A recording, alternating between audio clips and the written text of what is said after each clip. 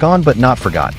Metal band Animosity, while only having a relatively short stay, has left quite a legacy.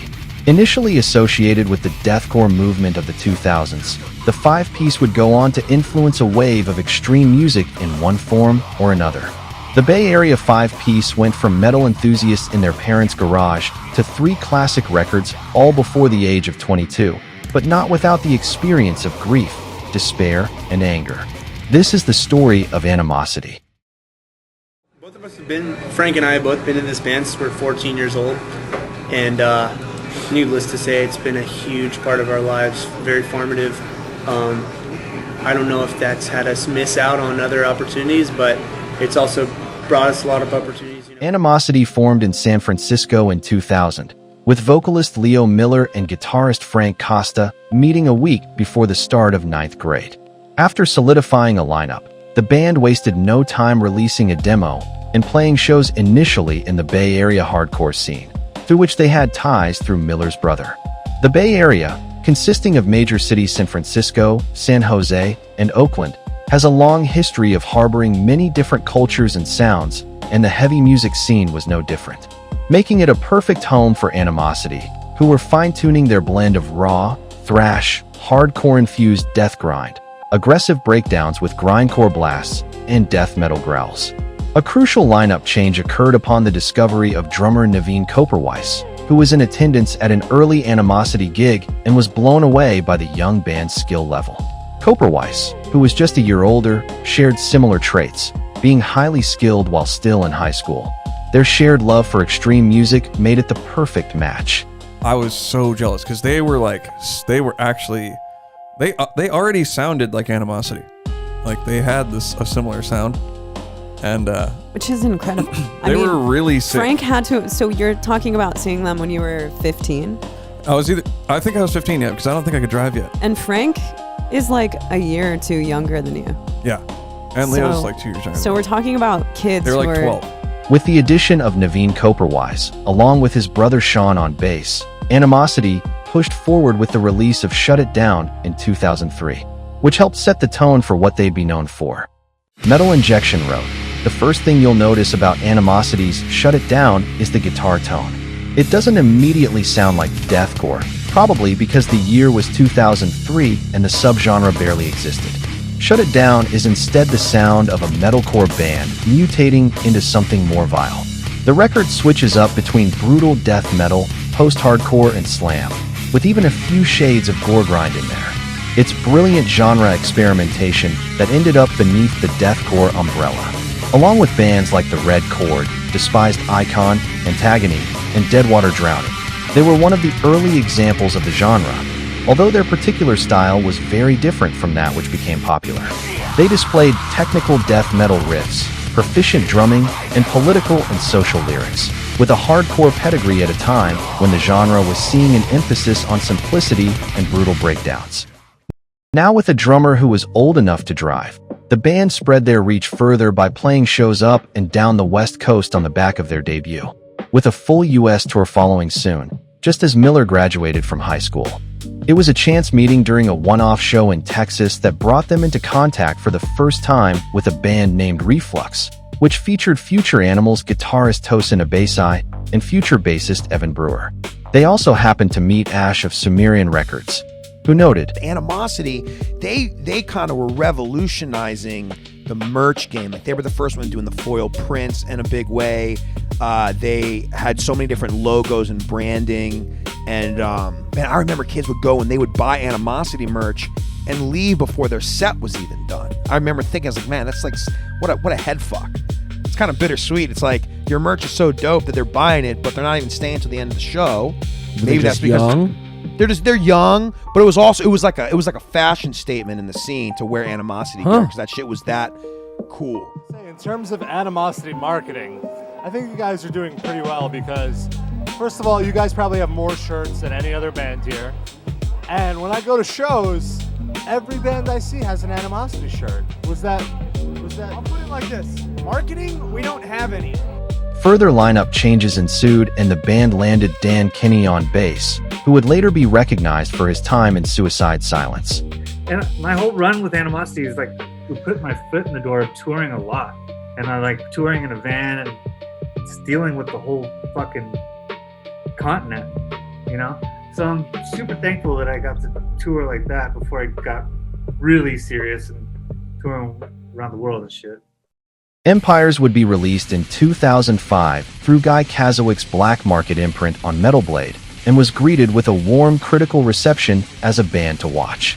The release marked a noticeable shift in the band, and you can hear the progression in their abilities as they opted for a more technical death metal sound. It was on this album that Naveen began contributing guitar parts as well. This Sputnik reviewer wrote, "In a genre with such a poor reputation, Animosity is an exception to the rule. This album isn't your usual monotony. There's no metal by numbers here. Instead, Empires is an album that stands out in the crowd. Of course, drop tuning is used, but the absence of chug-chug is something to get excited about, all by itself. I don't know, you just develop your own techniques. There's nothing I could explain." Often social and political, the lyrics reflected Miller's views on the climate of the time. They represented that of an 18-year-old entering adulthood and beginning to make sense of it. I don't know. There's way too many problems. That's a huge conversation. Currently, we're facing our country. We're from America. I know it's the Canadian side, but our country faces lots of problems. Financial problems. We're in a senseless war. It's never going to end, and the killing people every day problem. That's going to Americans become is worse. just kind of played out. There's many. The band began to tour, though Kenny was gone by 2006. In his place came Evan Brewer, and the band continued to tour alongside acts like Malevolent Creation, Origin, and All Shall Perish. Like most heavy acts, they toured relentlessly, with Miller noting, "The most time we've ever had off was like 3 months, and we used that time to write our new record and practiced nearly every day during that time. The normal break is about a month." This time in between records proved to be a trying one, with the death of Miller's girlfriend, who was killed in a car accident right before the band began writing their third full-length. The loss would go on to influence the record heavily, with the bulk of the lyrics about the tragedy. So, while the first 2 records were more of an external look at the world around, this time was a more insular approach to writing. As a result, having to write and perform those songs became a therapeutic process for Miller, stating, "It just made me a much happier person." I know it sounds corny when people talk about venting their frustration through metal music and moshering, but it really was what got me through the hard times that I was having. I think about it when we're playing, and it feels good now. For this effort, the band traveled to Salem, Massachusetts, to record with Kurt Ballou of Converge. Ballou helped shape the sound of the record, ensuring the rawness shined through without making it sound too muddy. Miller remembers, "A friend named Brooke let us stay in her 1-bedroom apartment while she was on the road selling merch, and we all slept on the floor and ate Trader Joe's frozen tamales almost every night. I remember watching Forrest Gump, remembering it as some kind of great movie as a child, and then it really sucked. We were basically at each other's throats a short while into it, but we also had a lot of fun. We often went candlepin bowling at night in the next town over called Peabody. Naveen and I took a bus to Brooklyn one night to see Lightning Bolt, which I recall being a thoroughly spiritual experience."